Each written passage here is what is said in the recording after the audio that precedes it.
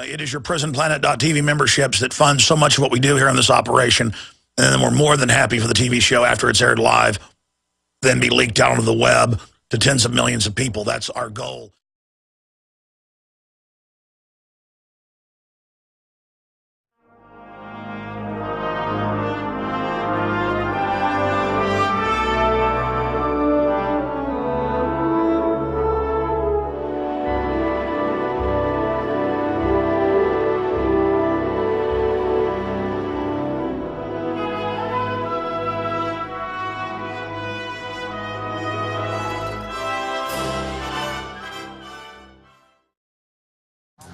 And we are indeed live, ladies and gentlemen, on this Sunday edition, August 5th.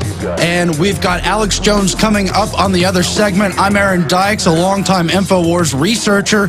I'm joined in studio by Rob Dew, news director of the Infowars Nightly News.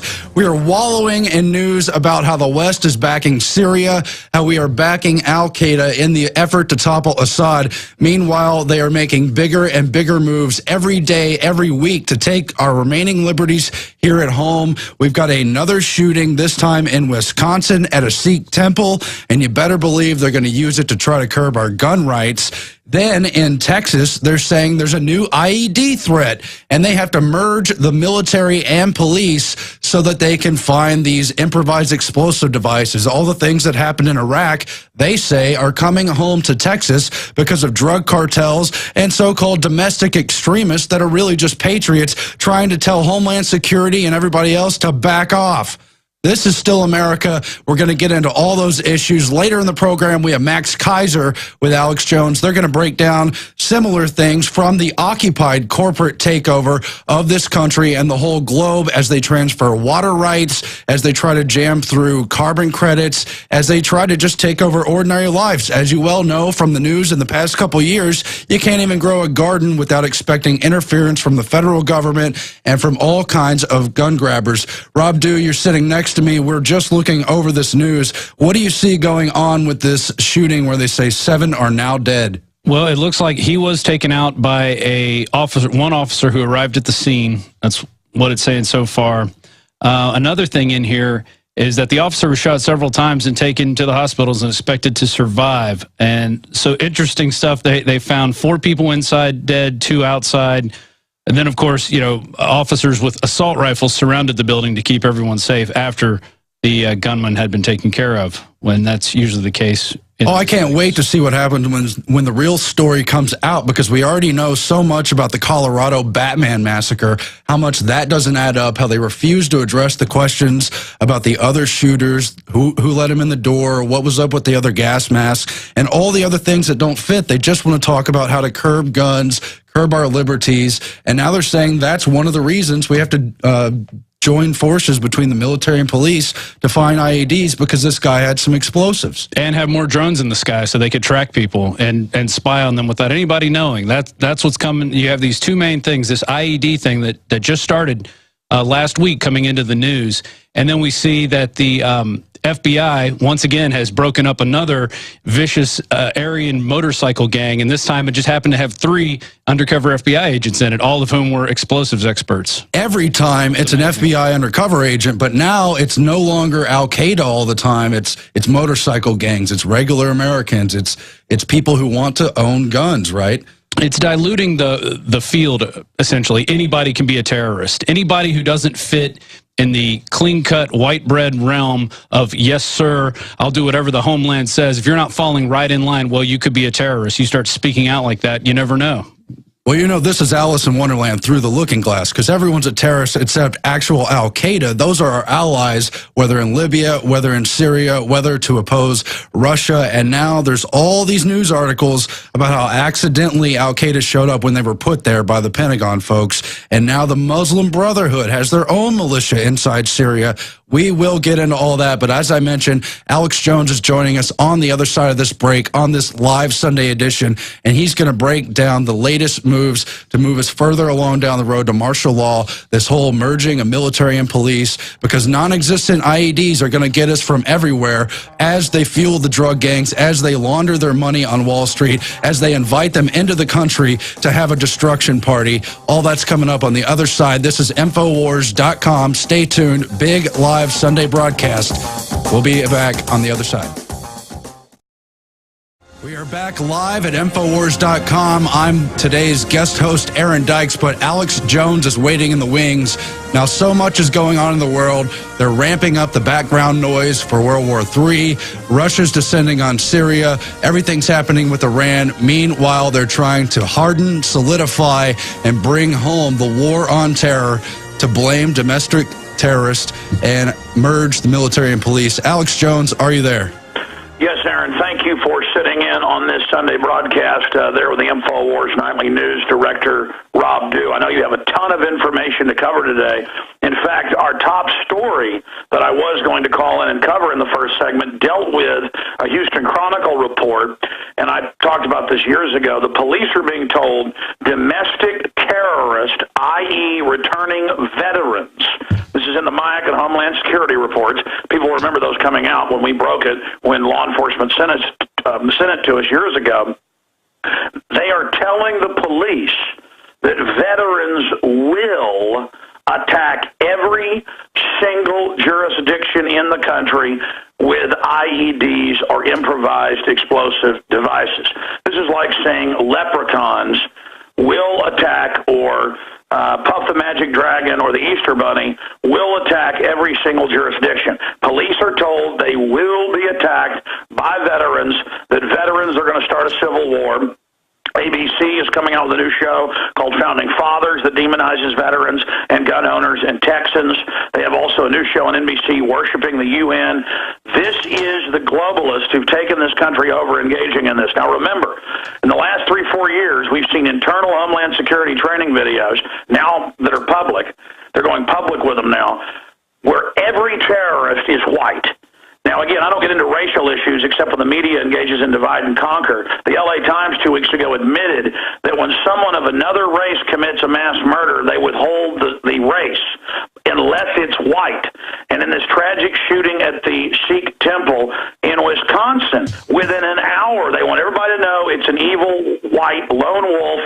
Hate crime is what USA Today is saying right now. That's up on Infowars.com. Now, understand, folks, they don't have one, they don't have two, they don't have three, they don't have four. They have 5 bills racing through Congress that ban all semi-autos, ban all magazines 10 rounds and above, ban possession. We've covered these bills. The media is giving it almost no attention. The UN treaty is not dead to restrict our Second Amendment. It even says in Article 15, foreign troops will disarm the American people. Ladies and gentlemen, so much is happening right now. And notice that a police officer, i.e. someone trained with a gun, responded quickly and took this guy out. And that's the only reason you didn't see more people getting killed. The answer is when lone nuts, and for 20 years mass shooting numbers have been flat, the media just hypes them up. There's been a 0.1% increase since 1992. Look it up. Justice Department's own numbers. Kurt Nimmo at Infowars.com has done big detailed reports on all of this. So what I'm saying to everybody is this: guns are the answer to defend ourselves from crazies. In every case, including the Colorado shooting, as we predicted, he was on multiple psychotropics, just like Harrison Kleinbold, just like Kip Kinkle, just like every other mass shooter, always. I mean, when police pull up to a Houston home a few years ago and the mother had chopped the arms and legs off her baby, they knew what would be in the medicine cabinet: Prozac. It puts you in a hallucinogenic state, a dream state, and when you have a bad trip, you start becoming a homicidal murderer. It says it in the drug insert. That's why teen suicides are off the charts. It makes you commit suicide. It removes your compulsion. If you have a thought of mass shooting people, like a robot, you go and do it. The drugs are the issue, and we told you he'd have Pentagon psychologists, top Air Force psych warfare psychologists assigned to him. They knew everything he was, quote, planning, and the witnesses all said that they were seeing multiple people and smoke bombs and multiple gas masks, but all of that's been swept under the rug. Now, that said here, I want to throw it back to the guest host here today, but I was already planning to call in on the issue that is up at Infowars.com, where they are announcing nationwide here in the United States that they want to have basically troops on the streets and all the rest of this, and the Secretary of the Army has said that they want troops on the streets. Alex Jones reporting for Info. And again, I just accidentally played one of my videos where I'm breaking this down on Infowars.com. The point is that they are pushing troops on the streets, TSA-style operations on the streets. It's now all beginning with the ridiculous idea that there will be bombs in every major city. And what they don't say on the news is they're teaching the police. They're teaching the police that veterans will start attacking the police departments. That's the part that's not in the news. That's why they say everyone's going to be attacked by IEDs. And this latest thing, they're saying Mexican drug cartels. Ladies and gentlemen, this is nothing but a giant power grab. Now, the original reason I wanted to have the first segment of the show today was because I wanted to get into another issue that is so big, it is mind-blowing. But at this time, I want you guys to be able to cover false flag, the IED story, the fact that it's finally in hundreds of newspapers that the Western governments, including our government, are funding al-Qaeda as the main leaders of the takeover of Syria, Jews and Christians being slaughtered en masse at the hands of our Pentagon that's been taken over by the globalists. So I want to turn the show over to you guys and then just look at your schedule today, because I know you have a lot. Later, I will call in with a top story for anyone who is concerned in this nation about their power prices doubling or tripling. I'm going to call in later in the show and spend 5 minutes or so breaking down a report that was in the front page of the Austin American-Statesman on Friday, Council Eyes coal plant sale. And they go on to say that they've shut down 2 Austin power plants in the last 10 years. That's why our power prices have roughly doubled. And they go on to say this supplies 33% of our power, the Fayetteville plant, and they're going to shut it down and sell it off because carbon dioxide is evil. All that comes out of those smokestacks in the new plants, folks, is carbon dioxide and water vapor, but the news points at it like it's smoke. But you notice it dissipates. It goes away because all it is hot air and water coming out of there. Hot gases and water coming out of there. Nothing else. And people say, well, why are they doing this? It's happening all over the West, but Austin's one of the worst. San Francisco's doing it too. Obama, 2 years ago, look it up, signed a waiver for General Electric and 2 other big companies. Just type in Obama signs General Electric coal plant waiver. They can run even the old 30-year-old dirty ones. They have a waiver.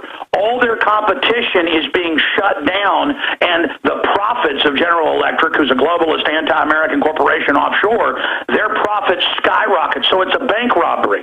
There's more than one way to rob a bank, folks. Let's say there's 2 water districts supplying you water.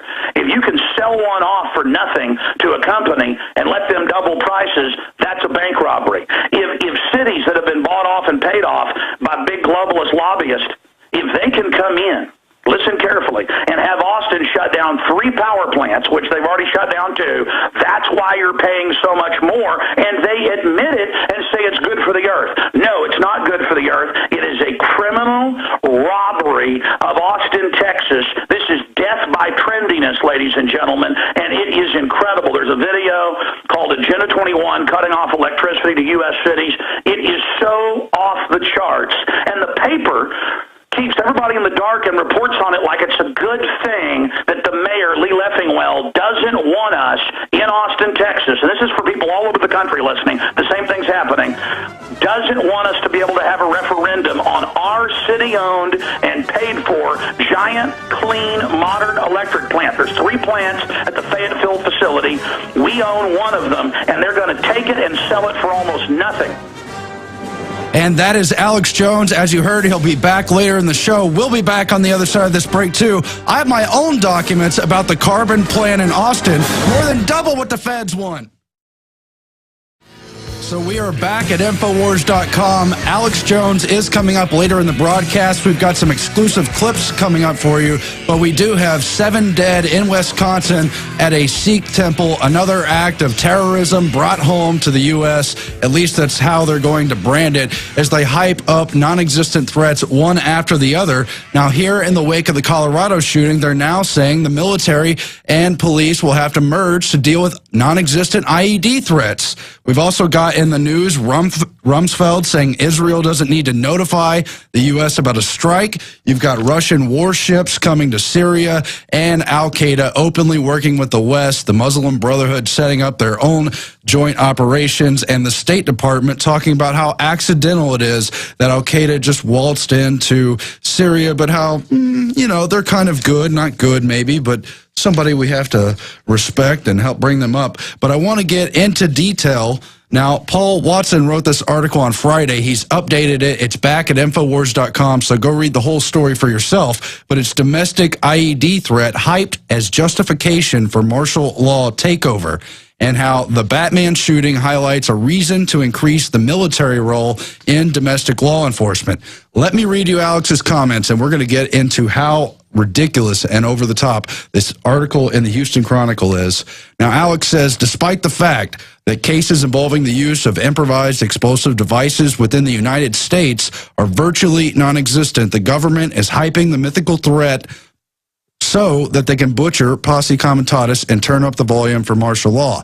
That's it. They want to destroy posse comitatus. They want to occupy America. They don't want Americans to be Americans. They want them to be helpless, subservient people who fear not having total federal control, who can't even go to the grocery store or the mall without basically peeing in their pants unless there's some kind of TSA or police state apparatus waiting to so-called keep them safe. You know what the founders said about that. Benjamin Franklin famously said those who trade security for liberty will get neither.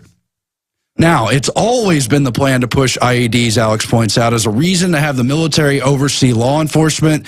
He demonstrated this in Police State 2, the takeover, as far back as 2000. And you saw that footage with Alex approaching checkpoints on Texas highways. Now, here is the Houston Chronicle, which Paul Watson covers in his article.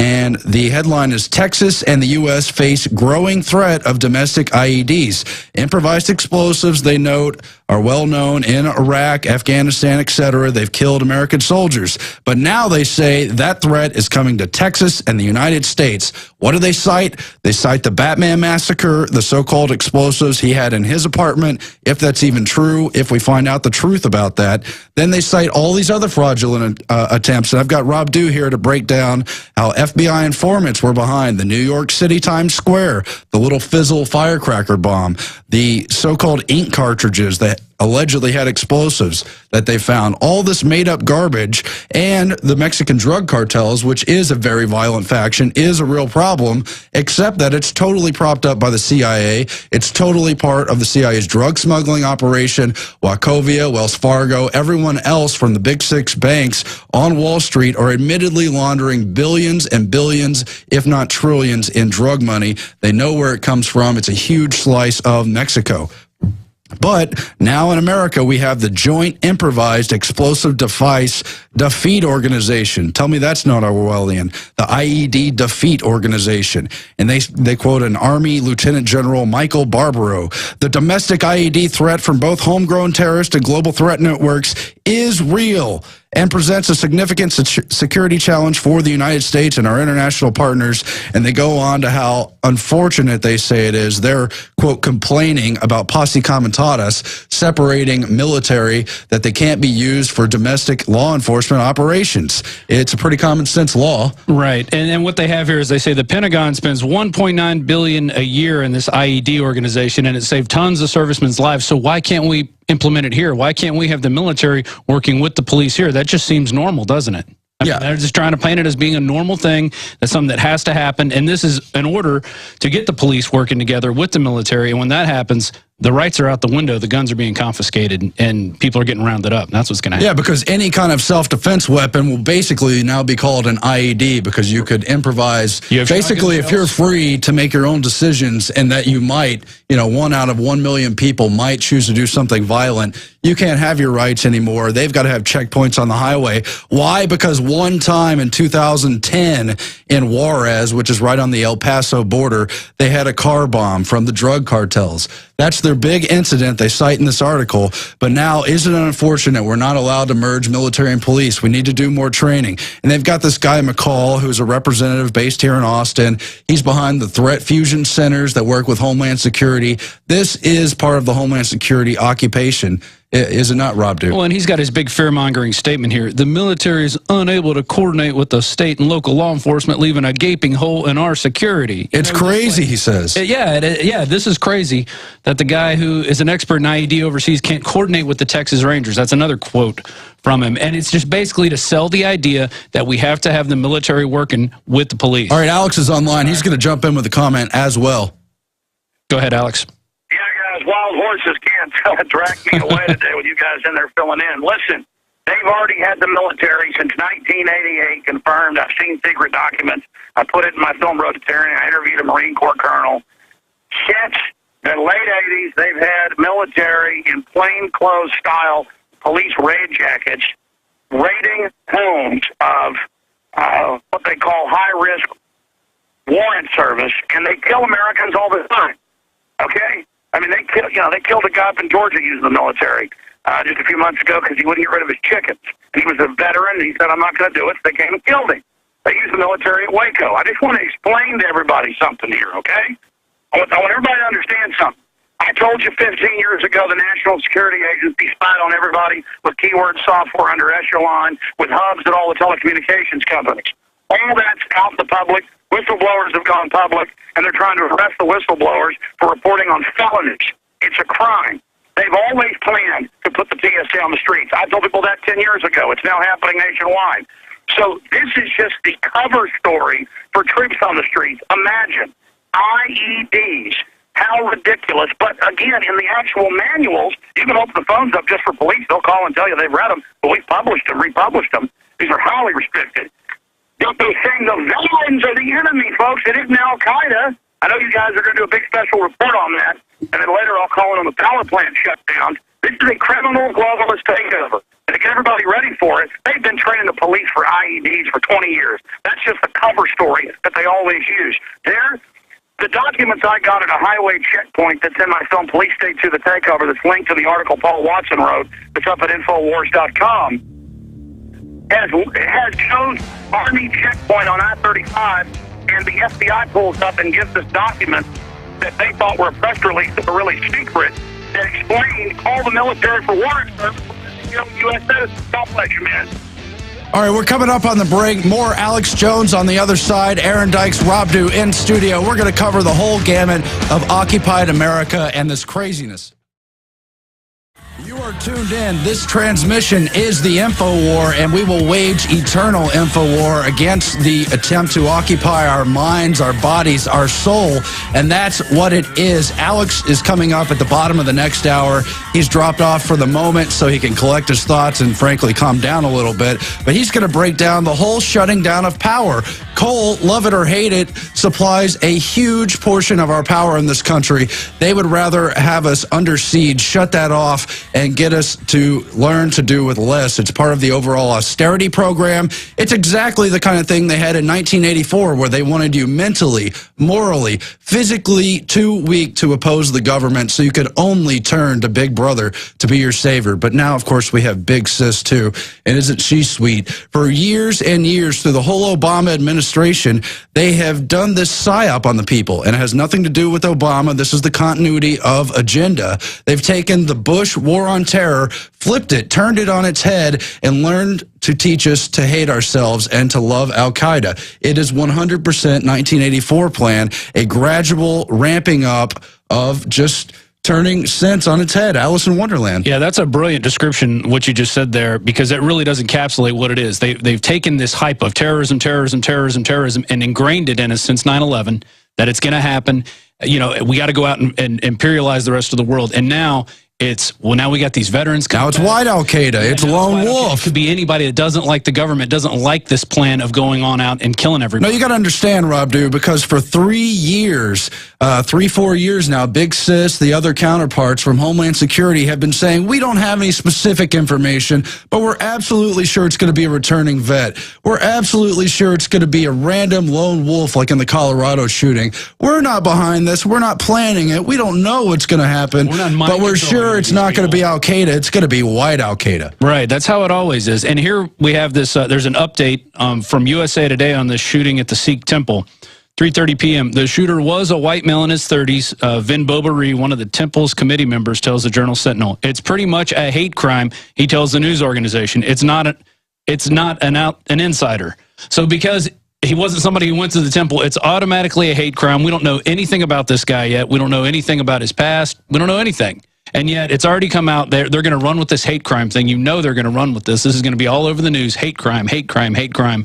And then it's about, well, now we got to go after the guns because now we're getting more shootings. More mass shootings are happening. And, you know, who stopped the shooting? One guy with a gun. One guy with a gun stopped the whole thing. You didn't need an army of mechanized SWAT dressed up like Darth Vader going in there and surrounding the place while people get shot on the inside. You had one courageous guy. That's what happened when we had the shooter in Austin back in the 60s. The guy who was shooting people, picking them off from the tower. 2 people went up there and took care of him. Look, we're on KLBJ here in Austin. We're on stations across the country. I know new listeners are tuning in all the time, and they are scratching their heads. Why is Al-Qaeda now our friend, and somehow the homeland's the enemy? You've got to understand this is part of an incremental plan to turn it all against us. They didn't hype up a week ago when there was robbers in a casino, and some 71-year-old concealed carry arm guy shot at the robbers, and they ran away in terror. That wasn't on the national news. That wasn't an issue. Only the Batman shooting in a gun-free, gun control zone where all the victims were helpless. In fact, that's one thing we do on the Infowars Nightly News is when these things happen, we do go out and look for those positive gun stories to show that there is a big difference. Just because there's one mass shooting that they hype up over and over again, that doesn't mean they happen all the time. And then everywhere you look, you can find plenty of local news stories of young kids with guns defending their homes. There was one case, a lady on New Year's Eve shot an intruder. Her husband had just died 2 weeks ago, and she had a shotgun protected her and her baby. A guy climbing through the window, and she shot him. She actually called and asked for permission to shoot him, which she didn't have to have. She could have just shot him there, you know, without having that permission.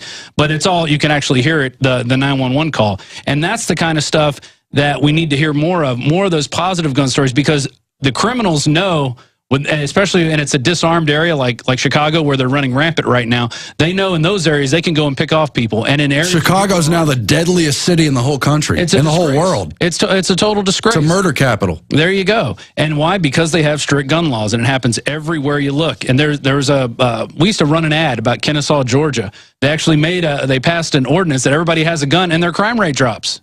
You know, they want everybody to be armed, and because they know people aren't going to break it. They've sabotaged the economy on purpose, and they're getting us ready to be occupied by the military, by riot forces, when nobody gets their checks, when everybody on food stamps is not able to eat, when you've got hordes of people looking to survive at any cost who are totally desperate, while brainwashing us into believing there's these lone wolf terrorists everywhere, and that there even are returning vets from Iraq, supposedly our greatest patriots who we're supposed to hail and respect and put a ribbon sticker on the back of cars, but now they are the enemy, and that's what they're trying to do to us. Again, we have Paul Watson's article about the domestic IED threat that has been hyped for martial law takeover, and of course they're expecting somehow it's going to be veterans carrying out these explosives on highways, at places in public, what have you. While they demonize the police, split them, get them, split against the people, divide and conquer, as they invite in the drug gangs to cause more and more chaos. It's just totally bizarre, and they want to merge the military, put them all under Homeland Security, carry out checkpoints, all in the name of IEDs. It's total nonsense, Rabdu. And it totally ties in with the FBI going out and creating the problem. They create all these terrorist organizations. They funded Hal Turner. It's admitted. It's already come out in court. And there's a great article there that Paul Watson did, or I think it's Kurt Nimmo, FBI Nazi biker group busts its own group. And, you know, and it's taken from this Orlando Orlando Sentinel article. A neo-Nazi motorcycle gang created by an undercover law enforcement unit to investigate white supremacists and racist bikers has helped topple 2 domestic terrorism groups in Central Florida. Early members include at least 2 additional FBI undercover agents who infiltrated the club. I mean, there it is right there. You got 3 FBI agents running the whole thing. And they're explosives experts, and they're getting the guy who probably is a racist. I mean, you know, he joined one of these 6'6" guy, and he was supposedly really impressed that they could build all these explosive things. And when they launched one with a remote, he's like, well, I know who we're going after. He wanted to go after another biker gang. But that's not even beside the point. The FBI is in there creating these things. We can even look at it back. The point is they have a script to exploit the Trayvon shooting, the Colorado shooting, the Gifford shooting, to demonize guns, things like that. If we just stopped FBI informants from actually giving bombs to patsy suspects, we would cut down on 95, 96% of all terrorism cases. Every case since 9/11 has basically had an FBI informant somehow entangled, usually running the show. Oh, well, pretty much running the show. You look at that Portland Christmas tree bomber. The guy was being driven to the site by the informant. The informant got the bomb, got the truck, handed him the cell phone, and said, all you have to do is dial this number. Now, if that's not entrapment, I don't know what is. I mean, how could you have one guy get all the stuff and he gets off scot-free because he's an informant, and then it's the one guy, the one patsy. It's always the one patsy who's supposedly this mastermind. It's a 19-year-old kid. You got the same case in Ohio with these 5 kind of crackhead-looking dudes who were working for a super, and he was the mastermind behind the whole thing. He said, hey, I can get us explosives. Hey, we can all train here. We're going to go after, we're going to blow up this bridge. And they're like, oh, okay. You know, give them enough crack, they'll do whatever you want. Meanwhile, the TSA has never caught a terrorist patsy. They put the underwear bomber on the plane. It was admitted he had State Department clearance. That was, what, Rep. Kennedy, somebody like that? Patrick Kennedy. Patrick Kennedy broke that. We had the eyewitness, Kurt Haskell, on the ground, who witnessed the sharp-dressed man getting him on the plane. That doesn't matter, though. TSA has to roll out to train stations, to bus stations. They're coming to sports stadiums, malls. Your public life is going to be taken over by goon squads, and you're going to learn to love it unless we fight back in the info war and stop these people before they start an all-out civil war. Totally agree. And going back to Haskell a little bit, on top of watching that, he witnessed the total cover-up of the FBI back on the domestic side, changing their story 5 times. Oh, there wasn't a second guy, but then there was. But we got him because it was some agricultural thing. Well, then it was on an immigration-related thing. You know, they just keep changing their story to try and learn to love your servitude, Rob, dude. We're going to cover the Al-Qaeda hypocrisy.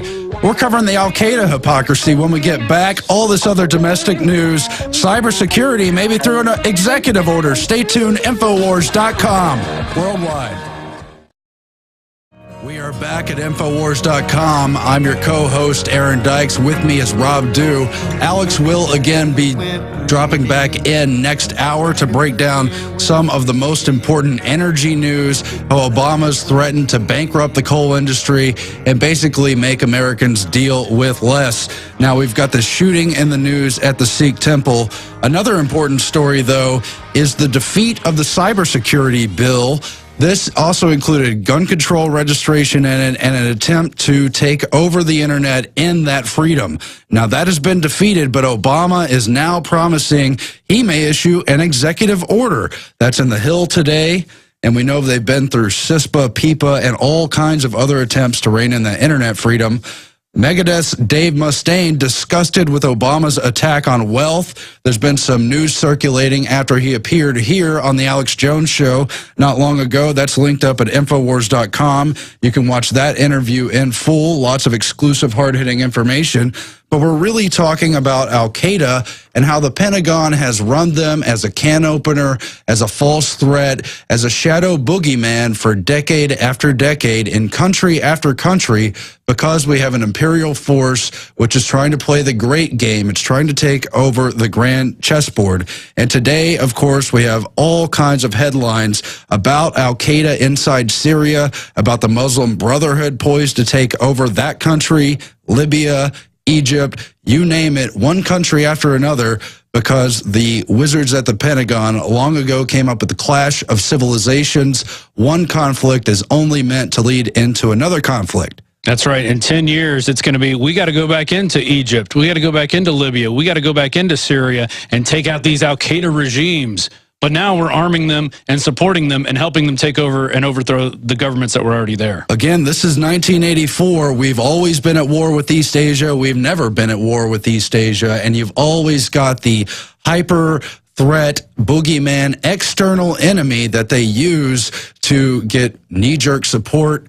And so what's happened is when you go back to Afghanistan, the Soviets were our great enemy then. So we funded bin Laden. We funded the Taliban. Zbigniew Brzezinski took helicopters over there, trained them how to use weapons, trained them how to fight wars. We had shadow advisors, members of the CIA, all before we officially had our own troops in there helping to support the same exact group that would later be known as our evil demon Al-Qaeda. But then they were our friends, our allies. Indeed, Ronald Reagan would go on to publicly call them founding fathers like George Washington, who, once again, is a threat today. So you've got Al-Qaeda built by the West, totally Pentagon built, CIA built, Western backed. You've got MI6, you've got Israeli intelligence, Mossad, Pakistani intelligence. These are the people wagging the dog on who you've learned to hate, bin Laden and his evil Al-Qaeda.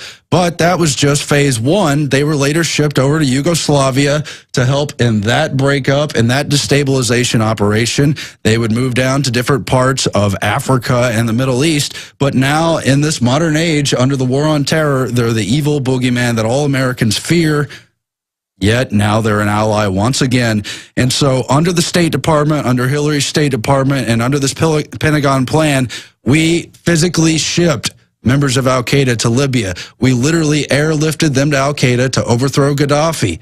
We backed them. NATO ran no-fly zones, dropped bombs, flew planes, all to back this Al-Qaeda military force. Then they handed the country over to the Muslim Brotherhood. And it's happened in Egypt. Afghanistan, back right after 9/11, we airlifted them out of there, the airlift of evil. That was the first, moving them to another location, undisclosed location, where they could rearm, re-up, and then send them out and do more damage. And then the ones that we've pulled into Guantanamo, all of a sudden these guys are coming out and becoming, they're bombing bus stations in Western Europe. They're doing shootings. These people, this is a little factory where they're creating little mind control slaves to go out and then do the bidding. If they weren't a terrorist before, well, after they come out of Guantanamo, they're definitely a terrorist now. Oh, yeah, this is all going on, and it's all about so central bankers can rule. They've got the list of countries. The hit list was exposed. Paul Wolfowitz, among other people, had that hit list. You had generals come forward talking about it, naming the specific countries: Syria, Libya, Iran, Iraq. They were all on that list. Now we have once again literally airlifted Al-Qaeda from Libya to Syria, just as he mentioned, the airlift of evil after 9/11 and the lead up to 9/11. So now the stage is set in Syria. We must topple Assad only so we can keep the dominoes toppling, only so we can pursue a wider war and more greatly destabilize the Middle East region. Now, there's this headline from the London Telegraph: Libya, the West, and Al-Qaeda on the same side. This is admitted. This is in the mainstream press. This article is from March 2001. You can see it right here: the West and Al-Qaeda on the same side. It's admitted. I got a whole stack of it. Now, the same thing is going on in Syria. We've got Al-Qaeda tries to carve out a war for itself in Syria. Headline: Al-Qaeda ladies choir struts its stuff in rebel Syria. You've got Al-Qaeda seeking to manipulate tensions in the Middle East of its own advantage, warns experts. You've got German intelligence, Al-Qaeda all over Syria. That's in the Asia Times. The New York Times, Al-Qaeda taking deadly new role in Syria's conflict. Time, meet the Islamist militants fighting alongside Syria's rebels. And there we have a Washington's blog article from August 3rd, government policy leading to persecution of Christians. And the end of this article, after it goes through a bunch of links, it's not a very lengthy article, but it has a lot of links to it. At the end, it says the U.S. is supporting Al-Qaeda and other terrorists in Syria, funding terrorist groups in Iran, supporting Al-Qaeda terrorists in Libya. And then it says the U.S. supports Saudi Arabia as one of its closest allies, even though Saudi Arabia restricts religion other than Islam. Christians are arrested and lashed in public for practicing their faith. Muslims are forbidden to convert to another religion. And then you have a 9/11 commissioner and co-chair of the Congressional Inquiry into the 9/11 say in sworn declarations that Saudi Arabia government is linked to the 9/11 attacks. Yet they're our biggest allies because they keep the thumb on the rest of the Middle East wherever we want them to. Look, Assad is a dictator. He's not a good guy. I don't back Assad. But at the same time, he's a sectarian stabilizing force there in Syria. You've got al-Qaeda literally carrying out civilian massacres. They blame it on Assad, but it comes out later that it's these rebel forces lining up civilians, shooting women and children. They're burning Christian churches. And here we are, a supposedly Christian nation with our foreign policy all kinds of whack, but we're supposedly making the mental power to allow for fighting with Muslim extremists, al-Qaeda, as an ally, as they burn Christian churches in Syria, shoot priests, and dance around in the uniforms as they continue to burn and pillage and rape the major cities of Syria. And on top of that, our mainstream media, what are they doing? CNN, you have them with Syrian Danny. You have them showing video of these fake massacres of you can actually see the people getting up and laying down and having blood poured on them. They're showing fake funerals where a guy's supposedly dead, and then later on they tickle his nose and he starts laughing. It's over and over again. The mainstream media is there playing that card saying, we have to go in and do this. This is our duty because, oh, well, we got to stop Assad. We have to stop Assad. He's killing people. He's massacring people. He's, you know, and it's all fake. It's all fake. And it's the ones that were doing the terror, it's al-Qaeda. Look, most of the modern wars since the age of radio, TV, and print as well has been about war propaganda. Almost every major war in the 20th century was built on a false flag pretext lie. But now we see a micromanaging of the propaganda with these smaller regional conflicts. I wrote about this last week. Wag the Dog media published Photoshop forgery to sell image of war-torn Syria, and they got caught taking a file photo of a man with a baby and a woman in burqa and superimposed it on a blown out city to create a completely manufactured false image of the war. And that's not all. The State Department is saying al-Qaeda got into Syria all by accident when they were admittedly propped up by the West. We'll get into more of those details, but there's a lot more coming up on the show. Infowars.com, planetinfowars.com. You create your own network to fight. We'll be back after this. We are back at Infowars.com. I'm your co-host, Aaron Dykes. Rob Dew is sitting with me. Alex Jones is coming up. He's waiting in the wings, but this is hour 2 of our Sunday broadcast. We are going to finish up with some of the al-Qaeda deception news, how they want to bring the war on terror here at home. But later in the broadcast, Alex is going to discuss the energy sanctions, the attempt to siege the people of America, make them freeze when it's cold, make them burn when it's hot. Because after all, retirees on pension that's being stolen from bankers can't afford to turn up the air when they triple the prices. Meanwhile, Walmart has okayed the selling of genetically modified sweet corn. This is a battle we knew was coming for some time. Rob Dew's going to cover that in the next segment. And furthermore, GMO crops are mutating. They now have to have Kevlar tires just to roll over the crops because of their spear-like tips. All that is developing.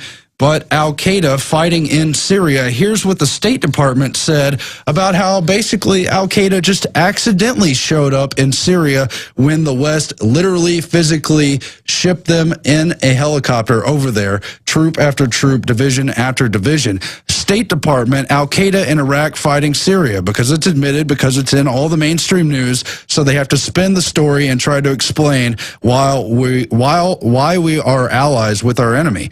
Terrorists gravitate towards areas of instability and strife, Ambassador-at-Large Daniel Benjamin told reporters, as if they just randomly showed up in Syria, as if it was just a game between the West, Russia, and the Mideast dictators, and then just by chance, the destabilizing force al-Qaeda showed up. No, al-Qaeda is a foreign policy tool. It's a fake shadow puppet. It's a fake opposition, because it's easier to control your own opposition than to fight a real enemy. Instead, it's better to bat the real enemy over the head, confuse the onlookers, and sideswipe them, get them with a covert operation.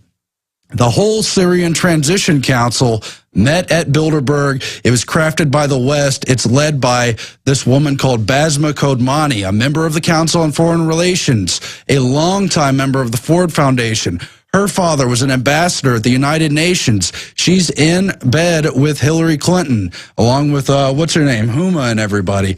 This is an operation to implant the Muslim Brotherhood and the other radical sects so they can take over the Middle East, so we have a wider enemy down the road. That's if the whole Iranian thing doesn't lead to war.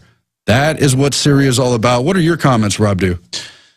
Well, it's the same story every time, and right now we're funding terrorist groups in Iran. Pretty soon we're going to say Iran is hiding al-Qaeda. They've all fled to Iran. Now we have to go in and get them. That's the next card to be played after Syria. And then it's going to be into Africa if we don't destroy ourselves going to war with Iran, because Iran's actually a tough opponent. And that's what scares me the most, going to war with an opponent that can actually fight. It's not going to be a slam dunk, as they said, you know, going into Baghdad, where we ended up in a 10-year quagmire there, and then also in Afghanistan. So really what I'm looking at is the war aspect that they're pushing. They're going to try to pump this up, create some sort of false flag. We've got the ailing Enterprise in sitting there in the middle of the Gulf right now. It's on its last voyage. How convenient if it were to go down in the next 2 weeks or so. Iran, among these other countries we seem to have to go to war with in the Middle East, have literally been on the hit list for 20 years or more that we know of, specifically on what they call the hit list. And yet, it seems as though in the last 5, 6, 7 years, they've really been angling for the Iran war. The question they've asked in their policy papers, whether it's at the Brookings Institute or you name it, is which path to Persia? Not will we go into Iran, but how? Will sanctions be enough, or will it be by toppling some place like Syria first? And now they admit the Muslim Brotherhood is establishing their own militia with the rebels to fight against Assad in Syria. We're going to get into that, energy news, GMO news, and so much more. Stay tuned. Infowars.com. Alex Jones coming up later in this hour. This is the Sunday broadcast. We are back at Infowars.com. This is Aaron Dykes. I'm sitting in so Alex can try to get a breather, a little rest on the traditional Sabbath day so he can come back in full force on Monday. You have no idea how hard Alex works. We do our best to support him here. Rob Dew is sitting co-pilot with me. Now, if you just joined us, we've been getting into the al-Qaeda deception. How did they become our official admitted ally in Syria, as well as, of course, Libya? Well, the Pentagon has been backing al-Qaeda for more than 20 years. It started in Afghanistan. Bin Laden has a CIA code name. It's Tim Osman. He's been an asset of the West. His banker family was friends with Western banker families. It goes on and on. There's no end to that evidence. If you've never looked into it, you've got to use keyword searches, why we still have the internet, and learn the truth for yourself, because we're living in a deluge. We're living in a storm, a precipitous disinfo cloud meant to shatter our minds and keep us from understanding what's really going on. So we're completely helpless to fight back. And I don't mean physical fight, but just the awareness in the mind. Just knowing that you are alive and turned on is enough to put this lousy, phony propaganda to bed. Now, on the Syria issue, we've got this article here out of The Guardian. Obama signs order supporting Syria's rebels. And no, it has nothing to do with a phony, made-up assassination attempt on bin Laden or anything else. This is an admitted order to back al-Qaeda, which they call the Syrian rebels, just as they've backed at the globalist United Nations level the Syrian National Council, a phony body to give the appearance of legitimacy as they topple Assad, to fool the people watching from at home in England, from watching at home in America and the other countries in Europe and around the world, to make them think maybe we have some kind of legitimate basis for what we're doing in Syria, when in fact we don't. We don't know if they're going to put ground troops on there. I'd say at this point it looks more likely that their proxy rebels, better known as al-Qaeda, will burn and loot the whole of Syria enough to do it all on their own. Well, they will be led by U.S. commandos. They always are. There's always these black ops that are in the country that are kind of running the show. They're passing out the money. They're keeping the arms flowing. Notice these guys always have brand new AK-47s. You know, there's always pictures of these guys having pristine weaponry. Where do these ragtag rebels These guys from nowhere, no base of operations. Where do they come up with the money and the funds and the infrastructure to get these weapons? Well, that's funny you say that, because I have this other article from the London Telegraph. Muslim Brotherhood establishes militia inside Syria, and they say, we're not part of Al-Qaeda, we're not part of the Free Syrian Army. We are with, of course, the Western-created and backed Syria National Council, just a globalist ruse. But they say, well, we just randomly saw that there were civilians with weapons inside, so we decided to organize them, back them, and put them under, quote, one umbrella. One big happy Muslim Brotherhood family. Always keep it centralized. That's the key to doing all these fake, I guess, fake invasions is what we're having. I mean, there's a real invasion, but it's fake as to whose side we're on or whose side we're not supposedly on. And it's the same thing. It goes on and on. Now, I'd like to jump to this Walmart thing, because this is going to happen to everybody out there who's going to buy their food. It's already been in processed food since the 90s. It's the genetically modified corn that they tell you is great for you, except when they do the studies with the rats. Well, it's one GM crop after another that causes organ failure, that's been found to cause sterility, that's been found to cause a hidden tracer third-generation sterility that doesn't even show up in rats, of course, over a course of weeks, but in humans over the course of generations, 40 years maybe, till we see this kind of thing really fall out in a serious way. Exactly. So I might be eating Doritos now that have them, and you know, it's not going to affect me, and it's not going to affect my kids. But my kids, well, suddenly they won't be able to have children, or they'll have total organ failure and die at maybe 10, 20 years old, whatever. But this has been a big fight about the sweet corn, because they've had other GMO corns that they mix into foods that are processed, right, or they feed to livestock. But this one is actually meant for you to roast and eat. This is the corn on the cob, if you think of the actual corn on the cob, and It is ridiculous. Walmart Stores Incorporated says it has no objection to selling a new crop of genetically modified sweet corn created by the biotech giant Monsanto. After looking at both sides of the debate and collaborating with a number of respected food safety experts, there's no significantly validated reason to implement restrictions of this product, they said to the Tribune. Now, and this is Monsanto. What they say is the corn which is being harvested, you don't need as much insecticide. It says Monsanto's genetically modified sweet corn is resistant to a common herbicide, which is Roundup, which allows farmers to kill weeds without killing the corn. But what they don't tell you is that because it's resistant to Roundup, they spray more of it on the crop to kill more weeds even quicker. So you're getting more Roundup plus the genetically modified stuff on top of it. So it's a double whammy that they're feeding us right now. And I remember, we've had all kinds of studies on Roundup and what it does. It causes cancer. There's no doubt about it. And it destroys your immune system, whether it's the type of GMO that produces its own pesticide or whether it's resistant to Roundup and the other pesticides they spray on it. You eat it. It goes into your gut where you've got all kinds of little micro absorbers, the little bacteria that do the good things in your body. That's being destroyed by the pesticide. And in some parts of the body, in some cases, it's replicating the pesticides, little pesticide factories inside your gut, destroying your ability to stave off other diseases. It's going to be a total epidemic. And like we said before, it's been in processed food since the 90s, but this is where it's going to come out. Sitting there on the cob, you're going to be roasting it. You're going to have your GMO corn filled with Monsanto's genetically modified goodness and the Roundup all mixed together, growing inside the cob itself. And there's been a doubling of food allergies in this country since 1996, is what it also says in this. And the Consumer Reports people think it's connected to genetically modified foods. That's probably connected to a lot of things, but GMO is definitely on that list. There's a cocktail mixture, but the GMOs are coming on so strong. The other part of that you have to understand is they've had 4, 5, 6 major GMO crops in the last decade. That alone has been a major fight over regulatory issues. Will they be really tested? Not really, because Monsanto puts its own vice presidents, its own lobbyists in at the FDA. They, for all intents and purposes, own the FDA, the USDA, and the other people who would normally regulate GMOs, and there's a whole international battle. You notice many European countries don't want to accept GMO But now, under the Trans-Pacific Partnership, if you want to export products to Asia, which obviously Europe does, so do we in the United States, you're going to have to accept low-level presence GMOs, and they're going from less than 10 major GMO crops to more than 120 crops, more than 120 crops that they want to approve in just the next couple decades, and they're completely destroying all regulatory processes. They've got riders in Congress and bills that are probably going to be passed that basically mandate that all GMOs will be fast-tracked approved with no real inspections, no testing for long-term problems. This is a takeover. They don't want labeling. They don't want you to know what you're eating. And there's going to be no liability, so you can't sue them even after these tests that have been suppressed. They'll finally see the light of day. People are going to start suing. People are going to say, you know, this is why I have, you know, celiac disease or my gut's totally torn up is because I'm eating this junk.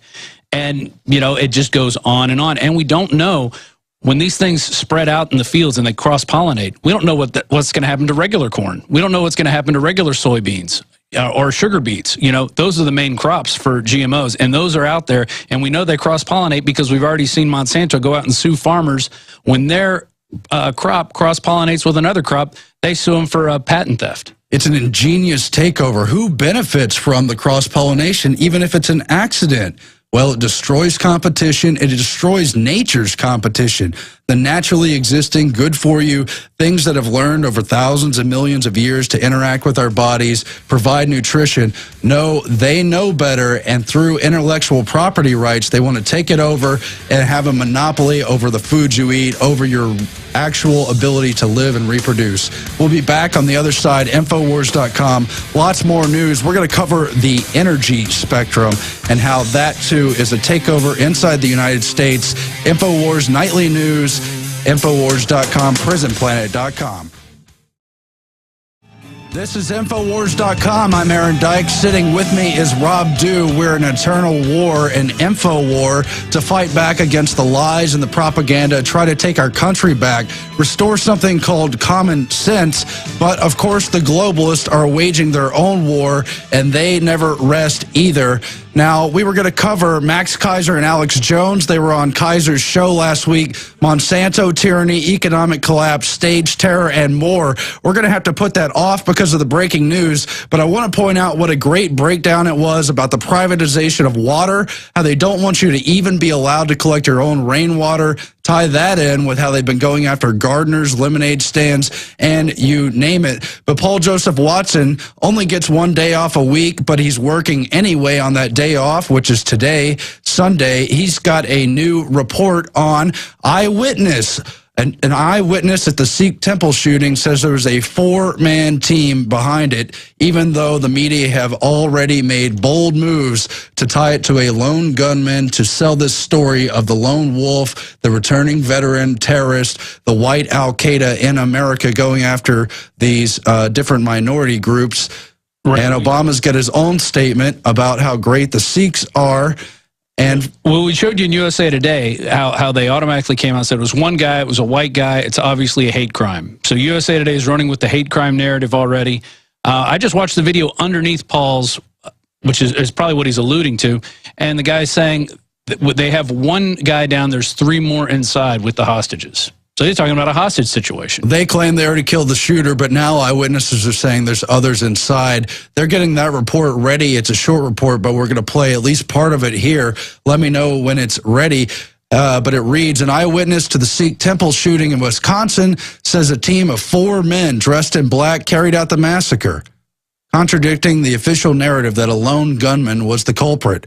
This is just like the Batman massacre. Exactly. The witnesses all said, hey, I think there was another shooter. I saw somebody. It looked like someone opened the door. We saw another gas mask. Is this what really happened? But no, the police chief has to come forward and say it's one guy. Everybody be afraid of those individual lone people out there with paramilitary gear ready to kill everybody. I only saw one witness say it was one shooter, and it was a Fox News report, and this guy looked like an actor, the way he was crying. He pulled up the ticket and said, this is my ticket stub, and he said, out of the blue, he goes, and I just want to say, there was only one shooter. And then he goes back to crying how he's got this ticket stub and it's going to affect him. Oh, yeah, they've always got people on the scene to sell the official story. But this is breaking news. We got the video from Paul Watson ready. He's working on Sunday. Let's go to that video right now.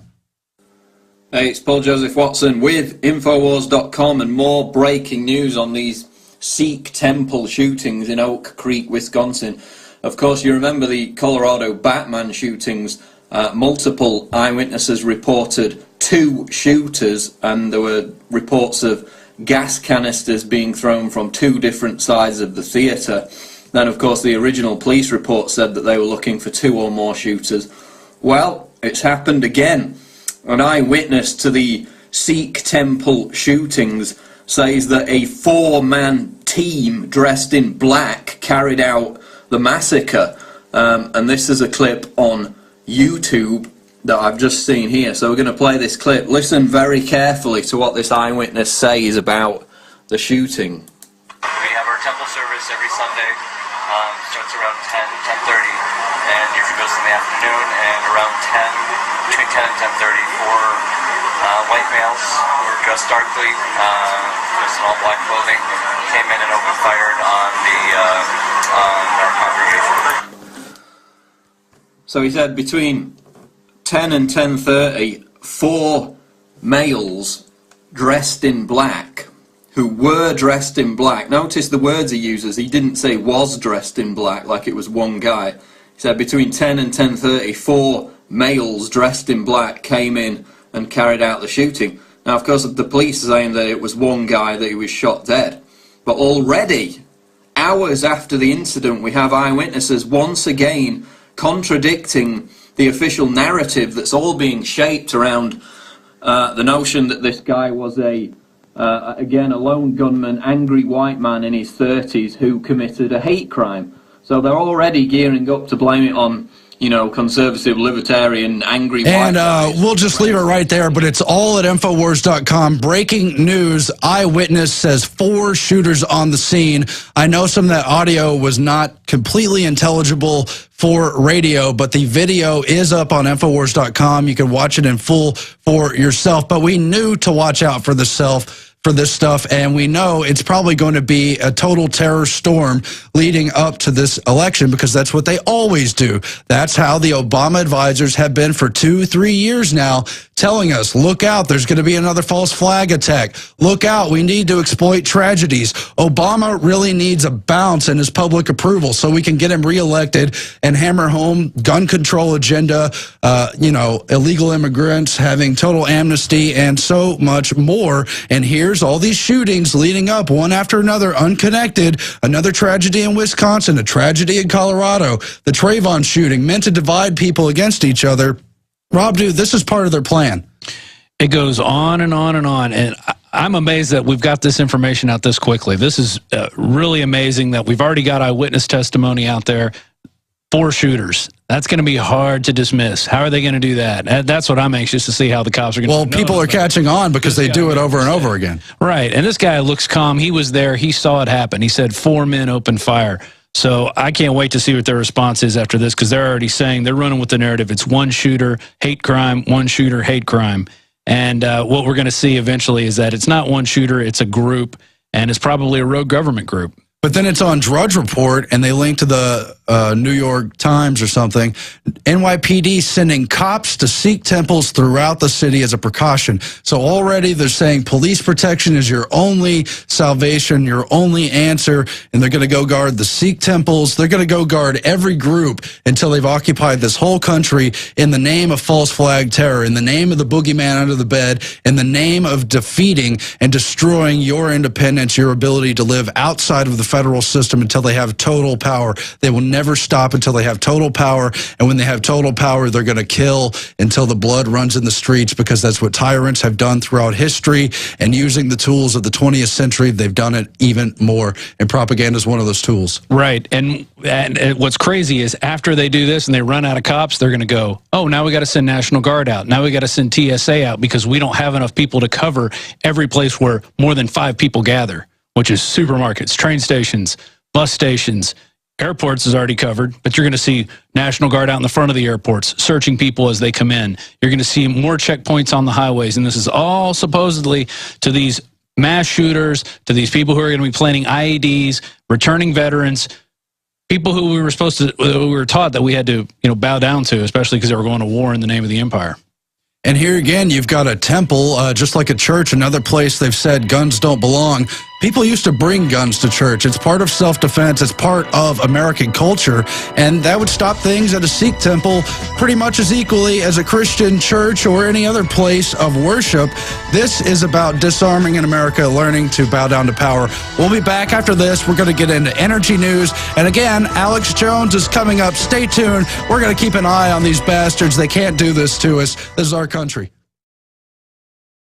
We're back at Infowars.com, halfway through the broadcast. We're well into the second hour.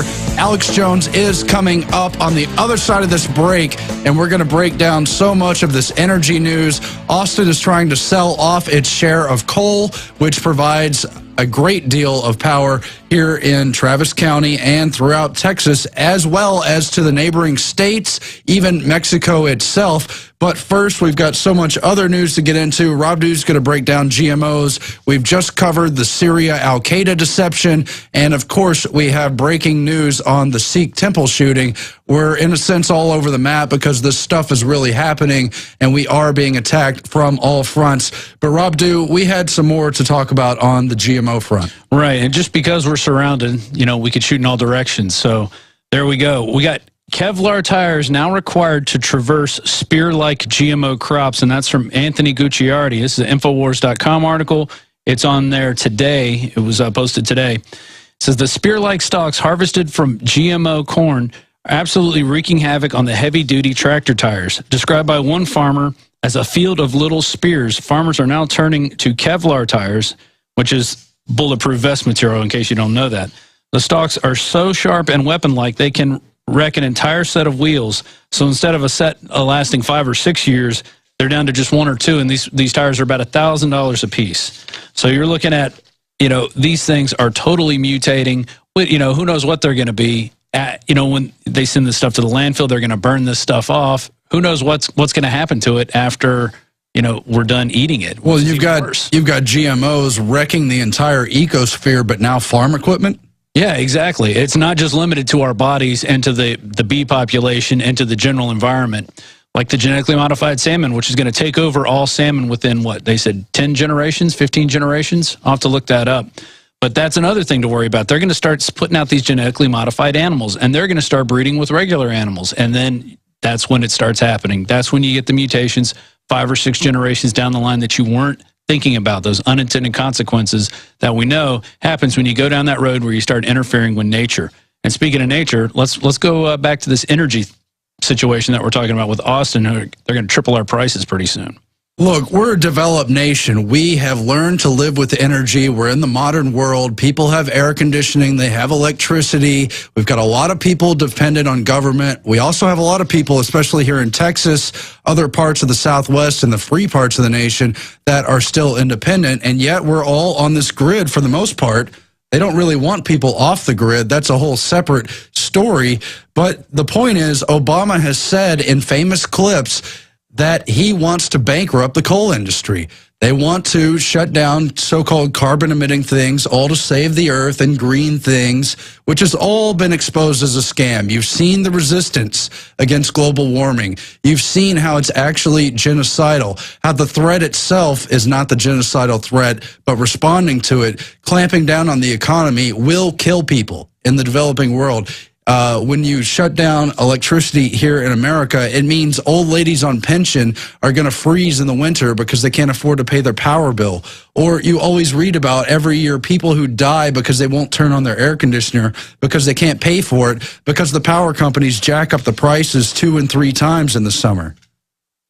Right. And then what you have them turning to is they're saying, well, we're going to replace coal with wind. That's what they're always saying. That's the next step is it's wind, wind, wind. They keep pushing wind. But when you actually look at wind and what the numbers are behind it, it's not the panacea. It's not going to cure all our ills. In fact, it's just going to create a whole nother infrastructure that we have to build on top of the existing power plants because when the wind doesn't blow, you're not getting electricity.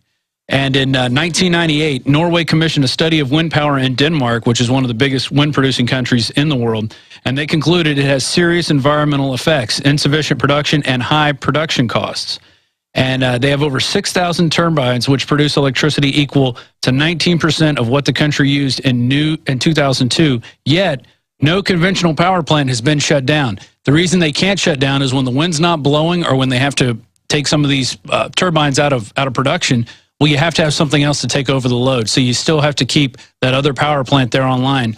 So this whole fictional reduction of CO2 thing just doesn't cut it. Well, if the alternative energy worked like they say it did, it might be a pretty good option. But even if you get solar cells, you have to sell the power back to the city, and they still hold you hostage on the grid. But that's the larger issue of what we're talking about. This is a local Texas issue, but it is happening all across the country.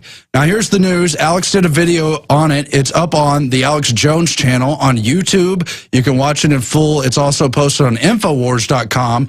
But Austin has a ballot measure to sell the city's share of the coal-burning Fayette power plant, which provides 1/3 of Austin's electricity. And it's going to be on the ballot in November, and they're trying to sell it off to save the earth. Environmental activists have been calling for it because even though it's cheap electricity, it puts out a lot of carbon dioxide, which plants breathe, which we need to sustain life on Earth. All the things you've been told on that front are a deception and lie, but as you begin to break through that, you may not realize the extent of the politics just with coal. Now, in Texas, coal provides more than 50% of all electricity across the state. It's shared with New Mexico, Oklahoma, I believe parts of Arkansas, parts of Louisiana. Mexico usually traditionally gets power from our coal-burning stuff. So it's sent all across the region, but they want to clamp it down because of their ambitious, as it says here in this Austin American Statesman article, their ambitious plan to curb the contribution to global climate change. Now, what is that ambitious plan? I've got one form of it right here. It's a document published in January 2010, Resource and Climate Protection Plan through the year 2020, and its recommendations specifically for Austin Energy right here in Austin, Texas. But I'm sure this is going on everywhere. But you go through, and they've got a graph about how, as of 2009, coal is a full third of our energy here in Austin.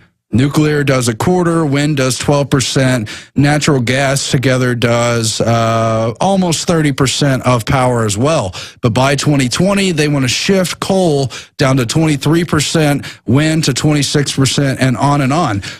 This is the graph right here of the carbon cuts they wanted under Waxman-Markey. That was the federal carbon scheme legislation where you were going to pay taxes to Al Gore. He's going to become a carbon billionaire, as the articles noted. Goldman Sachs will trade the carbon credits, and they will make a fortune, but you will do with less. You will pay more for less while the big companies get rich.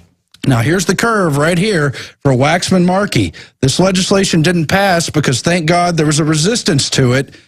But Obama didn't stop there. He used the EPA through executive orders, through policy in the White House Department branch to impose it upon the whole country anyway. And you've got Lisa Jackson at EPA, who's tied to Goldman Sachs, of course, imposing this. But look, 1 second, dude. Look at this curve. This is Austin's plan through 2020 to do probably double the carbon cuts. They want an even more outrageous carbon cutting plan than the actual federal Waxman-Markey legislation would have put in. That's what they're doing in Austin. That's why they're cutting coal.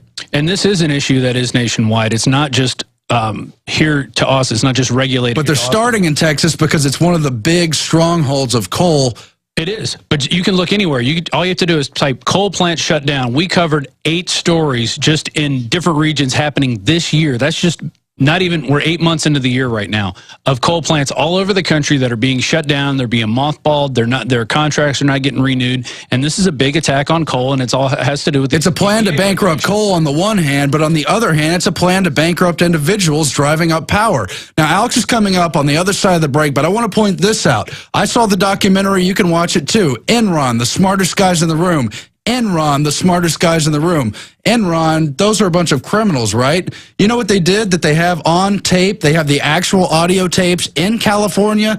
Enron ran their own power scam where they artificially shut down power plants so they could drive up the prices more than threefold, 50-fold in some cases, all to suck it out of some little old lady's bank account. They're going to keep doing that. That's what Obama's doing through the EPA and those policies. They want your pocketbook. They want you to do more with less. Alex Jones on the other side. This is an attack on America. We're going to break it down. Stay tuned. Infowars.com. So on the other side of the break, we tried to break down how coal is this captured market thing. They capture the market, and they tell you what you're allowed to buy and how much you're going to pay, and you're going to pay more. Alex is here to give his take on it. I won't mince any words. He's got other important issues, too. Alex, are you there? Yes, sir. Obviously, later in the week, I'm going to get more into the energy takeover because now it's happening. I'll cover some of that in a moment. But at Infowars.com, Paul Watson has articles and video where multiple witnesses now are talking about 4 gunmen in black shooting people, similar to what we saw at Columbine. That was in the Rocky Mountain News and Denver Post. We see this over and over again. Now, I want to explain something. If the criminals that have hijacked our government, the organized crime syndicate, would stage Fast and Furious that's killed thousands conservatively to blame the Second Amendment, they will stage mass shootings or have mentally ill people they profiled under government psychiatrist care, like the Joker shooter at the Batman event. And I remember I predicted that. I said, watch, he'll be under a former top PSYOP person. This woman was the head of the Air Force program, had been cited for being part of weird experiments and drugging. It's the same MO over and over again, ladies and gentlemen. The Mumbai attacks in India.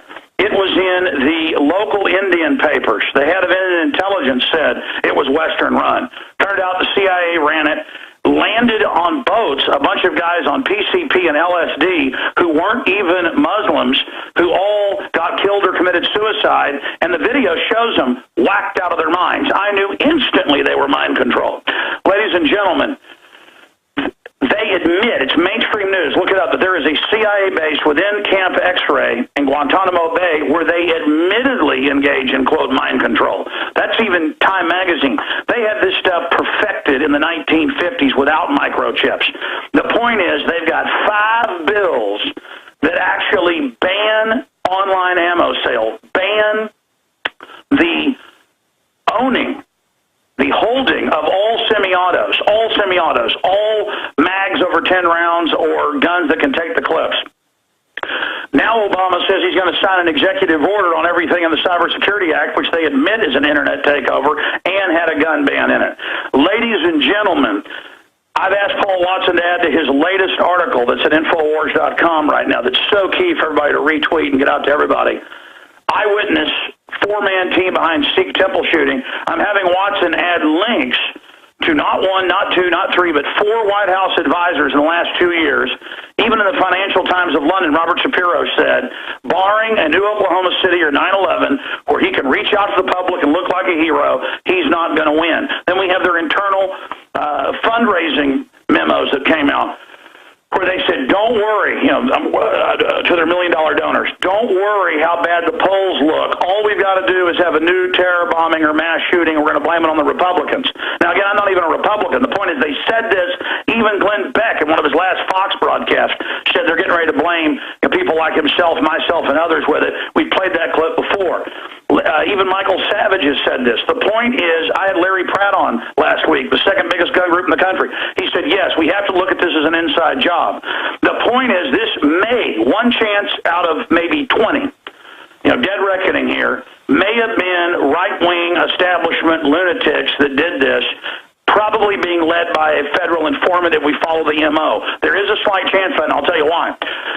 I even knew somebody from high school after 9/11 beat up a Sikh at a gas station because they were so stupid. A, they think it was a Muslim and that all Muslims were involved, but B, thinking people wearing turbans are Muslims when most Muslims don't wear turbans. It's the bright turbans of the Sikhs, who, by the way, are in constant wars with the Muslims in India. It's a completely opposite group and are generally pro-West. The point is, it could have been hopped-up maniacs profiling it, white supremacist types, on methamphetamine, led and commanded by an FBI informant. Now, I know this so well, folks. 6 months before Hatari got set up in Michigan, put out a video saying they're run by feds out of 2,000-plus militia groups. They're about to be set up. I just know when I see it how it's operating. Probably totally staged, but they will still have to have patsies. I'm profiling it as right-wing white supremacists led by FBI or maybe even above that CIA handlers. I fingered Hal Turner 10 years ago as a top FBI national security asset. It came out last year in federal court. So, again, I know what I'm talking about. I eat, drink, and sleep this 24/7, ladies and gentlemen. In fact, when I take off a few days from the office, I work even harder because then I'm kind of out of the regular office decisions and, buying trash bags or coffee or dealing with, the bills and things like that, and I'm just immersed in the info. And I'm telling you, look at the season of this when they've got all these anti-Second Amendment pieces of legislation. Now, we'll be covering this all tomorrow. Mike Adams is going to be in studio, but don't worry. I'm going to make sure Paul Watson's in there with info. I'm going to make sure Aaron Dykes rotates in every other segment for a few minutes with the latest info. I'm going to be calling in. I may even come in. I'm taking care of a bunch of stuff here at home right now, but the point is, this is big, so the weekday show, 12 noon Eastern, 11 a.m. Central, it kicks off tomorrow. Now, here's the bottom line. I was coming home Friday night at about 9:30, and I walked into the gas station to buy a lime Topo Chico, and it was like being punched in the stomach. I knew this was coming, but I shot a video that night, wrote a story about it. It's up at Infowars.com. Because it made me so angry to know that it's actually happening. Remember last year, the Austin Energy Commission, Austin Energy came out and said, we've already doubled your prices the last decade. They're going to double or more again. And the announcements have been made. Everybody sees it in their power. It's happening in other areas of the country as well. And this will affect everybody because Texas supplies 5 states. Those states supply surrounding states. It's how the grid works. We have to buy our power now, a lot of it from Mexico, who does have dirty burning coal. The new coal is very clean. Only water vapor and carbon dioxide comes out. Lee Leffingwell, our globalist mayor, says he will not allow a referendum for the scum of Austin that he rules. But he acts trendy and wears a suit, so it's okay. And he is announcing that they've already shut down 2 of our power plants and massively increased our prices. We own a third of a giant Fayetteville complex. It's 3 power plants. We own one of them. They're shutting it down. I said in the video it supplies 33%. That was the Statesman. I have estimates from the Texas Energy Commission that sometimes it supplies 50+%. Now, a foreign army couldn't do this. The city council is going to sell to insiders for pennies on the dollar. This is how globalism, insider crony capitalism works. Monopoly, anti-free market, garbage. They are going to sell it. You can go look it up. It's the Statesman even admits it, but it's very proud of it, our local traitorous paper. And they say that they're going to sell it off, and they're going to sell it off to a globalist company that's going to mothball it. And then down the road, we might get some windmills, which they admit bankrupted Spain and don't work and are giant scams and kill the birds. So here it is, ladies and gentlemen, in your face, and the Statesman reported it. On Friday, council eyes coal plant sale. When you read it, the Austin City Council took the first step Thursday towards selling the city's share of a coal-fueled power plant that provides a third of Austin's electricity. Try 50% at peak times. And now they're telling us get ready for power outages. And Aaron, you drove the nail through the board when you said Enron. Enron would made up to $3 billion a day in 99, 2000 in California and on the West Coast. They would artificially cut the power. This is all came out in court because they said if we cut power, people will think of it as scarce. We can charge up to 20 times more during these peak periods. They developed the smart meters that are only now going in after, Ken Lay's been long gone. This is a total takeover. Folks, the only way to rob a bank isn't just rob a bank. If you can go in with the complexity of this stuff and shut down power plants that aren't part of the insiders, the insider power plants make huge profits. Now their competition is shut down. They sell a lot less power for a lot more. It hits low low-income people the worst. It is a robbery of every person in Central Texas and every person nationwide. It is diabolical, but because the traitorous media is owned by these offshore banks that are doing all this, Bilderberg 4 years ago, as you know, Perry was there, and they discussed how they were going to do this. That all came out. They are so traitorous that no one will tell the people, no one will warn them, no one will stop them. So look out. They're also talking about the same, criminal groups that took all the land in the 90s and then turned around and built on it, claiming it was for the environment. Those same groups are going to start snatching more land. They want to raise your property taxes. They want to bankrupt you. They want to drive you into submission. This is an organized crime takeover, ladies and gentlemen, and anything is possible with these people because we're asleep at the switch. We better come together. The only reason we have freedom in America is because our forebears would fight for it and wouldn't be slaves. America isn't perfect, but it's been the best country ever because our forebears fought for their private property, and that's why we've been so rich. But now the collectivists are taking over, and it's not because they care about the little guy. God bless you, men. We'll be back on the radio tomorrow, 11 a.m. Central. That's Alex Jones. He's talking about a literal monopoly of power. The end game is North Korea, where you might get 2 hours a day if there's a state parade. We can't let that happen in America. We'll be back. Infowars.com. Rebroadcast starts there. And we're going to have a lot more.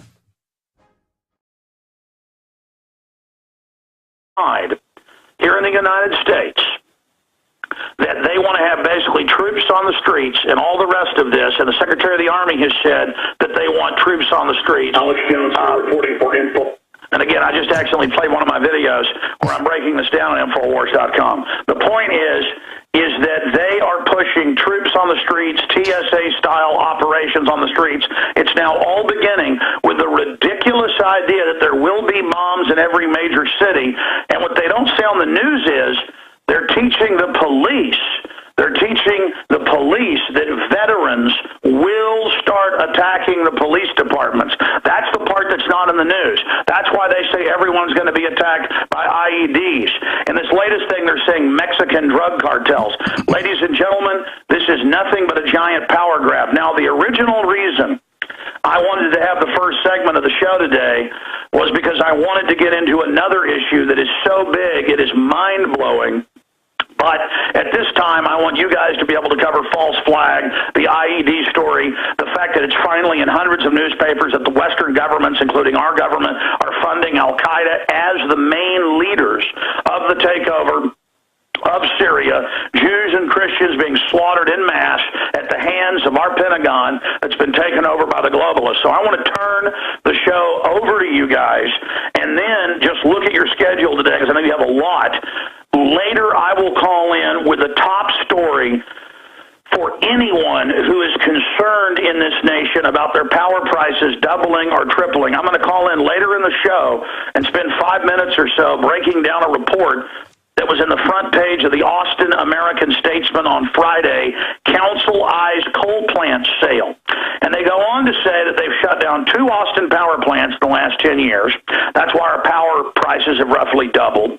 And they go on to say this supplies 33% of our power, the Fayetteville plant, and they're going to shut it down and sell it off because carbon dioxide is evil. All that comes out of those smokestacks in the new plants, folks, is carbon dioxide and water vapor, but the news points at it like it's smoke. But you notice it dissipates. It goes away because all it is hot air and water coming out of there. Hot gases and water coming out of there. Nothing else. And people say, well, why are they doing this? It's happening all over the West, but Austin's one of the worst. San Francisco's doing it too. Obama, 2 years ago, look it up, signed a waiver for General Electric and 2 other big companies. Just type in Obama signs General Electric coal plant waiver. They can run even the old 30-year-old dirty ones. They have a waiver. All their competition is being shut down, and the profits of General Electric, who's a globalist anti-American corporation offshore, their profits skyrocket. So it's a bank robbery. There's more than one way to rob a bank, folks. Let's say there's 2 water districts supplying you water. If you can sell one off for nothing to a company and let them double prices, that's a bank robbery. If cities that have been bought off and paid off by big globalist lobbyists, if they can come in, listen carefully, and have Austin shut down 3 power plants, which they've already shut down 2, that's why you're paying so much more, and they admit it and say it's good for the earth. No, it's not good for the earth. It is a criminal robbery of Austin, Texas. This is death by trendiness, ladies and gentlemen, and it is incredible. There's a video called Agenda 21, cutting off electricity to U.S. cities. It is so off the charts, and the paper keeps everybody in the dark and reports on it like it's a good thing that the mayor, Lee Leffingwell, doesn't want us in Austin, Texas, and this is for people all over the country listening, the same thing's happening, doesn't want us to be able to have a referendum on our city-owned and paid-for giant, clean, modern electric plant. There's 3 plants at the Fayetteville facility. We own one of them, and they're going to take it and sell it for almost nothing. And that is Alex Jones. As you heard, he'll be back later in the show. We'll be back on the other side of this break, too. I have my own documents about the carbon plan in Austin, more than double what the feds want. So we are back at Infowars.com. Alex Jones is coming up later in the broadcast. We've got some exclusive clips coming up for you, but we do have 7 dead in Wisconsin at a Sikh temple, another act of terrorism brought home to the U.S. At least that's how they're going to brand it, as they hype up non-existent threats one after the other. Now, here in the wake of the Colorado shooting, they're now saying the military and police will have to merge to deal with non-existent IED threats. We've also got in the news Rumsfeld saying Israel doesn't need to notify the U.S. about a strike. You've got Russian warships coming to Syria, and Al-Qaeda openly working with the West, the Muslim Brotherhood setting up their own joint operations, and the State Department talking about how accidental it is that Al-Qaeda just waltzed into Syria, but how, they're kind of good, not good maybe, but somebody we have to respect and help bring them up. But I want to get into detail. Now, Paul Watson wrote this article on Friday. He's updated it. It's back at Infowars.com, so go read the whole story for yourself. But it's domestic IED threat hyped as justification for martial law takeover, and how the Batman shooting highlights a reason to increase the military role in domestic law enforcement. Let me read you Alex's comments, and we're going to get into how ridiculous and over the top this article in the Houston Chronicle is. Now, Alex says, despite the fact that cases involving the use of improvised explosive devices within the United States are virtually non-existent, the government is hyping the mythical threat so that they can butcher posse comitatus and turn up the volume for martial law. That's it. They want to destroy posse comitatus. They want to occupy America. They don't want Americans to be Americans. They want them to be helpless, subservient people who fear not having total federal control, who can't even go to the grocery store or the mall without basically peeing in their pants unless there's some kind of TSA or police state apparatus waiting to so-called keep them safe. You know what the founders said about that. Benjamin Franklin famously said those who trade security for liberty will get neither. Now, it's always been the plan to push IEDs, Alex points. Veterans are going to start a civil war. ABC is coming out with a new show called Founding Fathers that demonizes veterans and gun owners and Texans. They have also a new show on NBC, Worshiping the UN.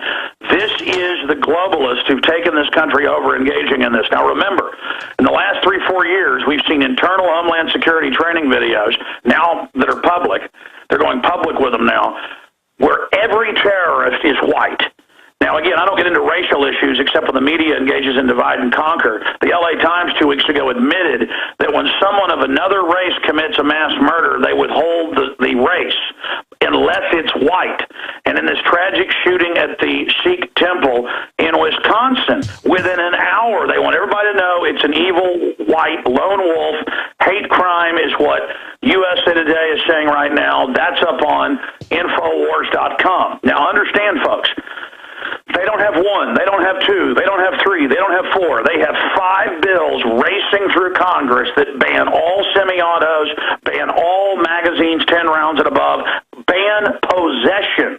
We've covered these bills. The media is giving it almost no attention. The UN treaty is not dead to restrict our Second Amendment. It even says in Article 15, foreign troops will disarm the American people. Ladies and gentlemen, so much is happening right now. And notice that a police officer, i.e. someone trained with a gun, responds responded quickly and took this guy out, and that's the only reason you didn't see more people getting killed. The answer is when lone nuts, and for 20 years mass shooting numbers have been flat. The media just hypes them up. There's been a 0.1% increase since 1992. Look it up. Justice Department's own numbers. Kurt Nimmo at Infowars.com has done big detailed reports on all of this. So what I'm saying to everybody is this. Guns are the answer to defend ourselves from crazies. In every case, including the Colorado shooting, as we predicted, he was on multiple psychotropics, just like Harrison Kleinbold, just like Kip Kinkle, just like every other mass shooter, always. I mean, when police pull up to a Houston home a few years ago and the mother had chopped the arms and legs off her baby, they knew what would be in the medicine cabinet. Prozac. It puts you in a hallucinogenic state, a dream state, and when you have a bad trip, you start becoming a homicidal murderer. It says it in the drug insert. That's why teen suicides are off the charts. It makes you commit suicide. It removes your compulsion. If you have a thought of mass shooting people, like a robot, you go and do it. The drugs are the issue, and we told you he'd have Pentagon psychologists, top Air Force psych warfare psychologists assigned to him. They knew everything he was, quote, planning, and the witnesses all said that they were seeing multiple people and smoke bombs and multiple gas masks, but all of that's been swept under the rug. Now, that said here, I want to throw it back to the guest host here today, but I was already planning to call in on the issue that is up at Infowars.com, where they are announcing nationwide join forces between the military and police to find IEDs because this guy had some explosives. And have more drones in the sky so they could track people and spy on them without anybody knowing. That's what's coming. You have these two main things, this IED thing that just started last week coming into the news, and then we see that the FBI, once again, has broken up another vicious Aryan motorcycle gang, and this time it just happened to have 3 undercover FBI agents in it, all of whom were explosives experts. Every time it's an FBI undercover agent, but now it's no longer Al-Qaeda all the time. It's motorcycle gangs. It's regular Americans. It's people who want to own guns, right? It's diluting the field, essentially. Anybody can be a terrorist. Anybody who doesn't fit in the clean-cut, white bread realm of, yes, sir, I'll do whatever the homeland says. If you're not falling right in line, well, you could be a terrorist. You start speaking out like that, you never know. Well, you know, this is Alice in Wonderland through the looking glass, because everyone's a terrorist except actual Al-Qaeda. Those are our allies, whether in Libya, whether in Syria, whether to oppose Russia. And now there's all these news articles about how accidentally Al-Qaeda showed up when they were put there by the Pentagon folks. And now the Muslim Brotherhood has their own militia inside Syria. We will get into all that, but as I mentioned, Alex Jones is joining us on the other side of this break on this live Sunday edition, and he's going to break down the latest moves to move us further along down the road to martial law, this whole merging of military and police, because non-existent IEDs are going to get us from everywhere as they fuel the drug gangs, as they launder their money on Wall Street, as they invite them into the country to have a destruction party. All that's coming up on the other side. This is Infowars.com. Stay tuned. Big live Sunday broadcast. We'll be back on the other side. We are back live at Infowars.com. I'm today's guest host, Aaron Dykes, but Alex Jones is waiting in the wings. Now, so much is going on in the world. They're ramping up the background noise for World War III.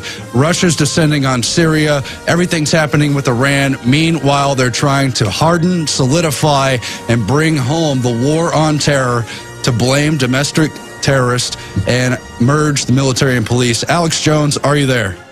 Yes, Aaron, thank you for sitting in on this Sunday broadcast there with the InfoWars Nightly News Director, Rob Dew. I know you have a ton of information to cover today. In fact, our top story that I was going to call in and cover in the first segment dealt with a Houston Chronicle report, and I talked about this years ago. The police are being told domestic terrorist, i.e. returning veterans. This is in the MIAC and Homeland Security reports. People remember those coming out when we broke it, when law enforcement sent it to us years ago. They are telling the police that veterans will attack every single jurisdiction in the country with IEDs or improvised explosive devices. This is like saying leprechauns will attack or Puff the Magic Dragon or the Easter Bunny will attack every single jurisdiction. Police are told they will be attacked by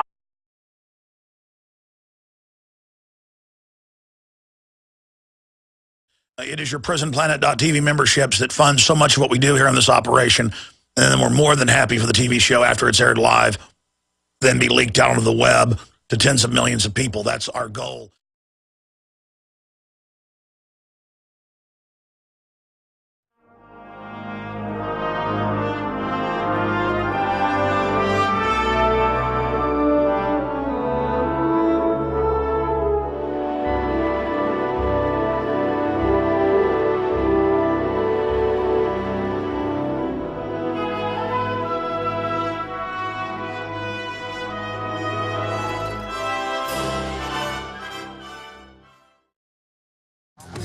And we are indeed live, ladies and gentlemen, on this Sunday edition, August 5th. And we've got Alex Jones coming up on the other segment. I'm Aaron Dykes, a longtime Infowars researcher. I'm joined in studio by Rob Dew, news director of the Infowars Nightly News. We are wallowing in news about how the West is backing Syria, how we are backing al-Qaeda in the effort to topple Assad. Meanwhile, they are making bigger and bigger moves every day, every week to take our remaining liberties here at home. We've got another shooting, this time in Wisconsin at a Sikh temple. And you better believe they're going to use it to try to curb our gun rights. Then in Texas, they're saying there's a new IED threat, and they have to merge the military and police so that they can find these improvised explosive devices. All the things that happened in Iraq, they say, are coming home to Texas because of drug cartels and so-called domestic extremists that are really just patriots trying to tell Homeland Security and everybody else to back off. This is still America. We're going to get into all those issues. Later in the program, we have Max Keiser with Alex Jones. They're going to break down similar things from the occupied corporate takeover of this country and the whole globe as they transfer water rights, as they try to jam through carbon credits, as they try to just take over ordinary lives. As you well know from the news in the past couple years, you can't even grow a garden without expecting interference from the federal government and from all kinds of gun grabbers. Rob Dew, you're sitting next to me. We're just looking over this news. What do you see going on with this shooting where they say 7 are now dead? Well, it looks like he was taken out by one officer who arrived at the scene. That's what it's saying so far. Another thing in here is that the officer was shot several times and taken to the hospitals and expected to survive. And so interesting stuff. They found 4 people inside dead, 2 outside. And then, of course, you know, officers with assault rifles surrounded the building to keep everyone safe after the gunman had been taken care of, when that's usually the case. Oh, I can't wait to see what happens when the real story comes out, because we already know so much about the Colorado Batman massacre, how much that doesn't add up, how they refuse to address the questions about the other shooters, who let him in the door, what was up with the other gas masks, and all the other things that don't fit. They just want to talk about how to curb guns, curb our liberties, and now they're saying that's one of the reasons we have to